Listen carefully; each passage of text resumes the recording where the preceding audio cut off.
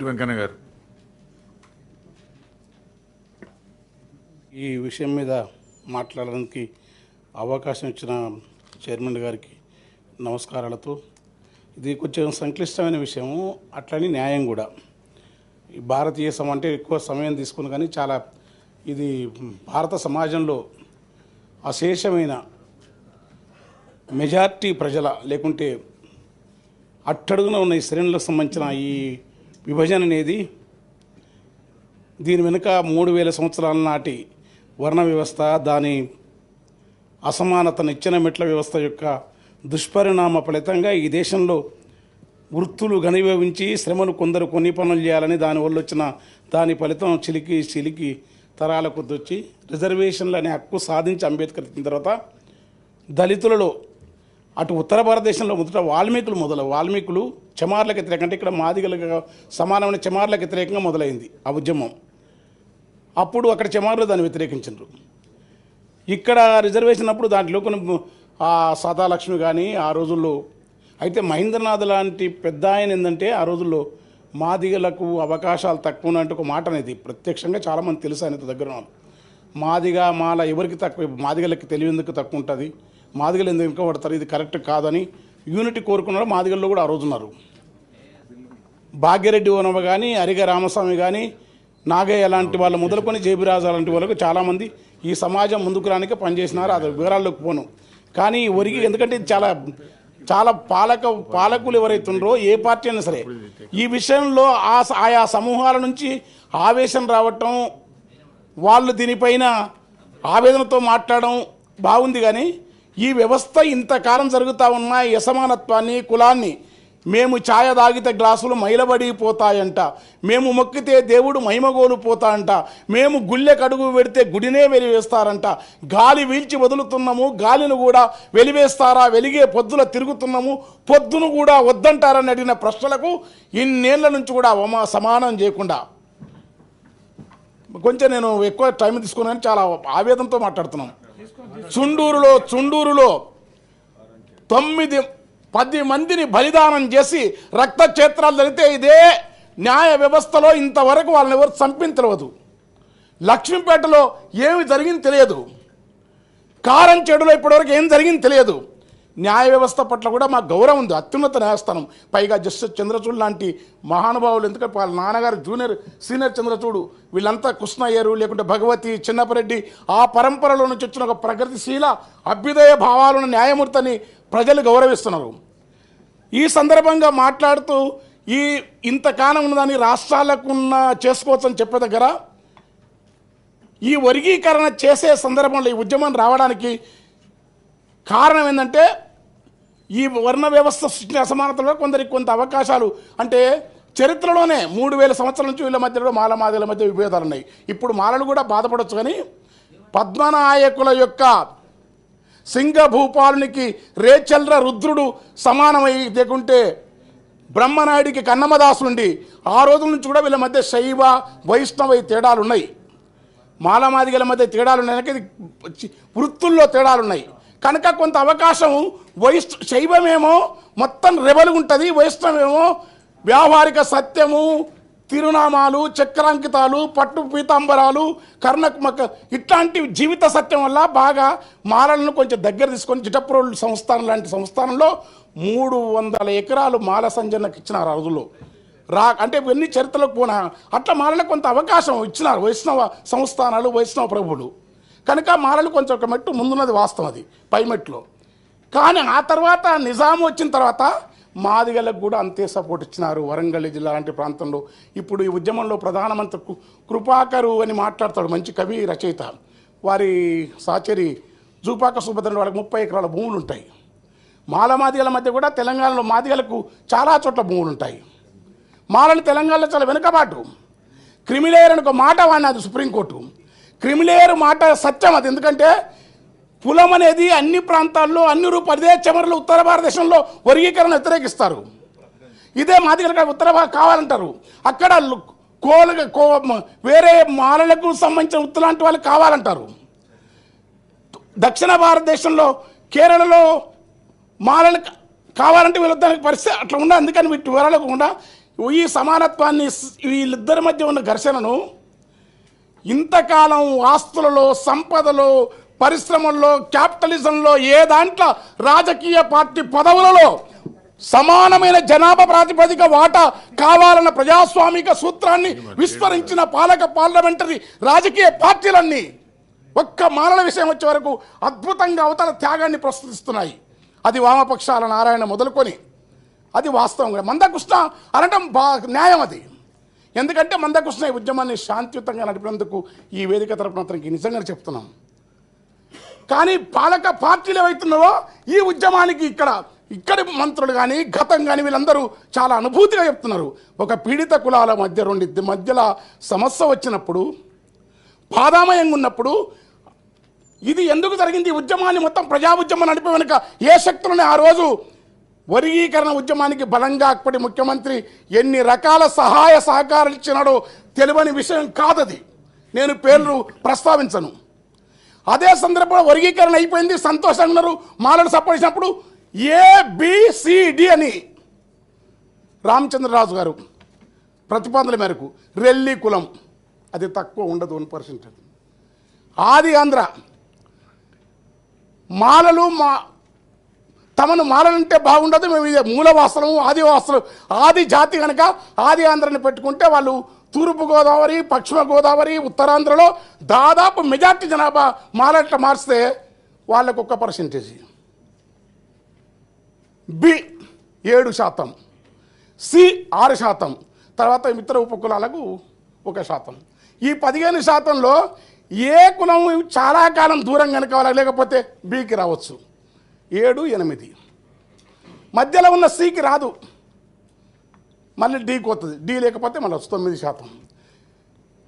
PV రావు గారు ఏం చేసినంటే ఇది విభజనకు వ్యతిరేకం కాదు, మేము కోర్టుకు పోయింది కూడా చిన్నయ్య గారు కానీ అది కానీ మాలలంతా అనేక పోరాటాల్లో ఇక్కడ దున్నేవానికి భూమి మొదలుకొని ప్రజాస్వామిక ఉద్యమాలలో అనేక మంది ప్రాణ బలిదానం చేసిన వాళ్ళలో మీరు లెక్కలు తీస్తే చరిత్ర పొడుగుతా మాలల పోరాట చరిత్ర ఉంటుంది. తామే కాకుండా ఇతరులను బతకనిచ్చే మహోన్నతమైన వారసత్వ విలువలకు సంబంధించిన నటరాజం, పెద్దిశంకర్ మొదలుకొని మహోన్నతమైన మీరు ఇవాళ కీర్తిస్తున్న మహాప్రజాయుద్ధం ఒక గద్దర్, కత్తి పద్మరావు, శివసాగర్, జేబీ రాజు ఎవరైనా సరే మాలలందరూ కూడా ప్రజాస్వామిక ఉద్యమాలకు బాసటగా నిలబడ్డారు. ఈ ఉద్యమాన్ని కూడా మాలలు అట్లా సంతకం పెట్టినదో ఇక్కడ శాసనమండలి సభ్యులుగా మేము ముందున్న నేను కూడా వర్గీకరణకు జేబీ గౌతమ్, పద్మారావు గారు, జేబీ రాజు గారు, శివసాగర్ ఇలా మేమందరం ఆ రోజుల ఉద్యమానికి సపోర్ట్ చేసినాం. కానీ మాల ప్రజలు అడుగుతున్నాడు, 12 ఏళ్లకు కూలి ఎక్కువ వేస్తారని పైటేసుకొని కూలిపోయే మా చెల్లెళ్ళ బాధ నీకు తెలుస్తలేదా? వాళ్ళ వర్గీకరణ అయితే సపోర్ట్ చేస్తున్నాడు మమ్మల్ని అడిగినప్పుడు మన బాధతో పాటు వాళ్ళ బాధని సపోర్ట్ చేస్తాం. కానీ అయితే మరి గ్రూపుల పద్ధతి ఏంది? జనాభా లేదని చెప్తారు. ఒక్క నేత కాని కమ్యూనిటీ మాలల వృత్తి మగ్గం, మా ముత్తాత కూడా మగ్గాలు వేసేది, తాత కూడా నిలిచినాడు. ఒక్క నేత కాని కమ్యూనిటీ 12-11 లక్షలు ఉంటారు, అది మాలని చెప్పరు. చాలా చోట్ల మన్య పని భూమి ఉన్నందుకు మన్యం అంటే మన్య పనులు అని చెప్పుకుంటారు, అది మాలని చెప్పరు, అది మాల ఉపకులంగా చెప్తారు. తెలియక తీసుకున్నారు. బేగరి వృత్తి కాటికాపరి ఆ రోజు బ్రాహ్మణులు హింసిస్తుంటే సత్య హరిశ్చంద్రునికి బాసలాడి కొన్న కమ్యూనిటీ వీరభావుడే మాల కదా, బేగరి ఉంటాను ఆ బేగరి మాల అని చెప్పరు. ఇట్లా మొత్తం ఉపకులాల లెక్క తీసేసి మాలలు 2011 సెన్సస్ ప్రకారం 25 లక్షలు అంటారు. కానీ ఇప్పుడు దళిత సమాజం ఇద్దరిలో కూడా ఆదర్శనీయంగా కొంత వాయిస్ను బలంగా అంబేద్కర్ వాదాన్ని, కాన్సరాం వాదాన్ని, ఒక ప్రజాస్వామిక దృక్పథం ఇస్తున్న ఒక మేధావి విశారదని చెప్పినాడు. మాలలు 30 లక్షలు, మాదిగలు 40 లక్షలు తెలంగాణ అని చెప్పి. ఇది నా మాట కాదు, నేనంటే ఎందుకంటే మాల ఏ సమూహం ఏ కులం అని వెతుకుతారు ఈ దేశంలో. కనుక మాలల జనాభా ప్రకారం వర్గీకరణకి ఎవరికి తెలంగాణకు వచ్చే వరకు ఇక్కడ వర్గీకరణ ప్రకారం మాలలు వెనుకబడ్డారు. మాలల క్రిమిలేయర్ ప్రకారం ప్రియాట్లో ఉండాలా, మాకు రిజర్వేషన్ నా వరకు నేనేందంటే మాలలు ఒప్పుకుంటారా మాదిగలు ఒప్పుకుంటారా లేదు, క్రిమిలేయర్ ప్రకారం ఎదిగిన సెక్షన్లకు రిజర్వేషన్ అందాలంటే మాలలకు ఏవైతుందో ఇక్కడ తెలంగాణలో ఏ లెక్కలను చేయండి, భూమి, ఉద్యోగాలు, కార్పొరేషన్ లోన్లు అన్ని విధాల కనుక వాళ్ళు క్రిమిలేయర్లో మొదటి స్థానంలో ఉండాలి. చేస్తాం, చట్టం చేస్తాం, ఆర్డినెన్స్ ఇస్తాం, అంత ఉత్సాహం మీకెందుకో, అంత ఆసక్తి మీకెందుకో? తరాల కొద్ది మా వేంపెంటను కలిసినప్పుడు, మా గూడాలు కలిసినప్పుడు అనేక ప్రాంతాల్లో తెలంగాణలో దళితులమే దాడులు జరుపుతాము, మౌనంగా ఉన్న మీకు ఇంత ఆనందం ఎందుకో? మాకంటే అన్ని రాజకీయ పార్టీలు మనవాదంతో కూడిన ఈ దేశంలో, అసమానతల లోకంలో, మనుషులను మనిషి కాదుని వ్యవస్థలో ఒక సాటి పీడిత కులం పట్ల ఏ కోన్ముఖంగా దాడి జరిగినట్టుగా మాదిగలు అంటాం, న్యాయం అది. ఎందుకంటే వాళ్ళు ఆ ఉద్యోగాలు కల్పనలు. కానీ ఎంత ఆసక్తి ఆర్డినెన్స్ సెంటర్ వేస్తాం, తేండి ఎవడతాడు. కానీ తెచ్చే ముందు మా జనాభా ప్రకారం మా లెక్కలు మేము తెలుసాల్సిన అవసరం ఉంది. మేము ఈ సమాజంలో మా వాటా ప్రకారం నాకు రావాలా. మీ రామచంద్రరాజు కమిషను, దానికి అప్పటి ముఖ్యమంత్రి, అక్కడి ఈ తెలంగాణ ప్రాంతం నుంచి ఒక మంత్రి, బ్యూరోక్రటిక్ అధికార వర్గం చేసిన కుట్రల ఫలితంగా మాలలకు 6% ఎవరి వాటా ప్రకారం జనాభా లెక్కలు ముందు నిష్పక్షపాతంగా తేల్చండి. ఆర్థిక సామాజిక అన్ని అంతరాలలో ఎవరు వెనుకబాటు ఉంటే వాళ్లకు వాళ్ళ వాటా ప్రకారము క్రిమినల్లో ముందుంచండి. తర్వాత వాళ్ళు లేకపోతే వీళ్ళకి ఇస్తాం, వీళ్ళు లేకపోతే వాళ్ళకి ఇస్తాం, వాళ్ళు 9 తీసుకుంటాం వీళ్ళది. కనుక అది జరగకుండా జనాభా లెక్కలు, తర్వాత ఉషా మెహ్రా కమిషన్, తర్వాత అమరత్వం చెప్తుండ్రు. మాలలను గుర్రాల మీద వర్గీకరణకు వ్యతిరేకంగా ఏ సమాజం అయినా సరే ఆకలి ఉన్నవాడు మా ఇంత డెమోక్రటిక్ ఆలోచించలేడు. పేదరికం, దుఃఖం ఉన్న వాళ్ళ అమాయక ప్రజలు వాళ్ళు పోతే గుర్రాలతో తొక్కించి చంపేసిన దాని మీద ఒక్కరూ కన్నీళ్ళే గార్చరు, ఒక్కరు ప్రస్తావించరు. ఇప్పటికీ ఎంతమంది బాధపడ్డారు. ఇదే పాలక పార్టీలు తెలంగాణ వచ్చిన తర్వాత ఒక దళితుని గుద్ది సంపద కూడా ఎవరు పట్టించుకోరు. కానీ మా విషయం వచ్చే వరకు మా మధ్యలో ఈ సమస్యను పెంచాలనే పద్ధతిలో కాకుండా ప్రజాస్వామికంగా నేను విజ్ఞప్తి చేస్తున్నట్టే అటు మాలలకు కూడా మన వాట ఎవరి దజాదాక్షిణాలకు ఎవరి సొమ్మును ఎవరు గుంజుకొని తినవలసిన అవసరం మనకు లేదు. అది మనం తర్వాత నిజంగానే ఉద్యమాలుంటే అలగాల్సింది మాలలు. ఈ రాజకీయ పార్టీలో మన వాటా ప్రకారం, మాదిగల వాటా ప్రకారం ఉమ్మడిగా మనకు రావాల్సిన వాటాను లాగే ఉద్యమాన్ని తీసుకోవాలా. ఈ దేశంలో భూములై పలుగురాళ్ళు ఎత్తిపోసి పాముల పుట్టలు తవ్వి పరికి కంపలరికి ముండ్ల దుక్కులు నేరి మన నెత్తులు పోసి భూములు సాగు చేస్తే భూముల్లో వాటా ఇట్లా పరాయీకరణను మనం తెలుసుకోవాల్సిన అవసరం ఉంది. ఇక్కడ మొత్తం ఈ సంపదను, ఈ పరిశ్రమని ప్రైవేటైజేషన్లో రిజర్వేషన్ పాలసీని తుంగలు దక్కుతున్నప్పుడు వాటి కోసం ప్రైవేటు భాగస్వామ్యంలో కూడా రిజర్వేషన్ రావాలని మారలు పోరాడాలి. మాదిగలకు వ్యతిరేకంగా పోరాడితే అది తప్పుడు సంకేతాలు పోయి ఈ దేశంలోని పాలకవర్గ సంపద పెట్టుబడి చేతుల్లో ఉన్న స్వార్థపూరితమైన నాయకులకు ఒక వత్తాసును, ఒక ఆయుధాన్ని మనమై మన వ్యతిరేకంగా ఒక ఆయుధాన్ని ఇచ్చినట్టు కనుక మాలల నిగ్రహంతో వివరించాలా. మాదిగలకు జరిగే మేలును అంగీకరించాలా. పోతే 2 కొలువులు.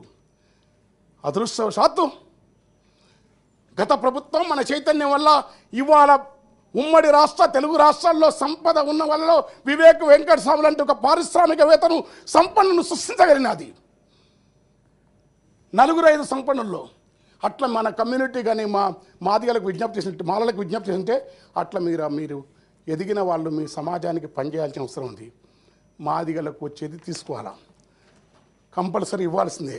ఈ బాధ కన్నా, ఈ అపోహల కన్నా, ఈ ఇద్దరి మధ్యన వైషమ్యాల కన్నా ఈ దళిత సమాజం అంతిమంగా మళ్ళీ వీళ్ళ దళిత సమాజానికి రావాల్సిన హక్కులు మాదిగలకు ఇస్తూనే మా జనాభా ప్రకారం మాకు ఇవ్వాల. ముందు జనాభా లెక్కలు తెలుసండి. మన్నెపోళ్ళు, మాలోళ్ళు, వలియదాసరి, బ్యాగరి, మాలమాస్టి ఇలాంటి కులాలన్నీ ఏవైతున్నావో మాల ఒప్పుకున్న నేత కానీ మా లెక్కలేస్తే మాల మాదిగల మధ్య నాకు తెలిసిన ప్రకారం ఒక్క 5% మాత్రమే జనాభా తేడా ఉంది. విశారదం లాంటి వాళ్ళు మంచి చెప్తున్నారు. కానీ కొందరు నాయకులు ఈ పార్టీలో ఉండి ఆ పార్టీలో కొన్ని వాళ్ళు మా దళితులు కూడా వాళ్ళు ఎంత ఉండాలి 12, మనం 12 ఉన్నాం, మొత్తం ఉండండి. ఇంకా మాకు రిజర్వేషన్ అనేది ఒక మనుషులను తమను తాము నిజంగా చెప్తున్నాం. కానీ దళితులు ఆత్మగౌరవంతో రేపు అంటే మేము రిజర్వేషన్, మేము బానిసలం, మేము అడుక్కుంటాం. కానీ కాదు, మేము మనుషులము. వీధిలో కొలువైనవో ముని ఒక్క దళితవాడ కదా అంబేద్కరు. నీ అంతరంగమే కరుణకు ఆలయం భయ అంబేద్కర హితకర భరత జాతి ఖ్యాతి నీవని అంబేద్కర్ వారసత్వంతో ఉంటే అంతిమంగా మనమే ఈ రిజర్వేషన్ అనే చిన్న ఉపశమనపు భిక్షాన్ని తీసేసి రాజ్యాధికారమే కాదు మనం బతుకుతూ ఇతరులను బతికించే సమాజం కోసం పోవాలి. మా జనాభా ప్రకారం మాలల జనాభా చేయండి, నిష్పక్షపాతం చేయండి, నిష్పక్షంగా గ్రూపులు చేయండి. అప్పుడు న్యాయంగానే ఎమోషన్ అయ్యి మాకంటే మా మాదిగల కంటే మీరు ఎమోషన్ అయ్యి మీరు ఉద్యమాలకు తీర్మానాలు చేసి మీరు సపోర్ట్ కొడితే అది మా మీద వ్యతిరేకత మీ వ్యతిరేకత మేము విడిపోయిన ఆనందమా మాకు తెలుస్తలేదు. దయచేసి మీరు అర్చించాలని కోరుతూ థ్యాంక్ యూ. పెద్ద ఆయన నాకు ఇంతసేపు సమయం ఇచ్చినాడు. స్పీకర్ చైర్మన్ గారు వారికి నమస్కారం. ఆవేదన కూడా ఇదే కదా.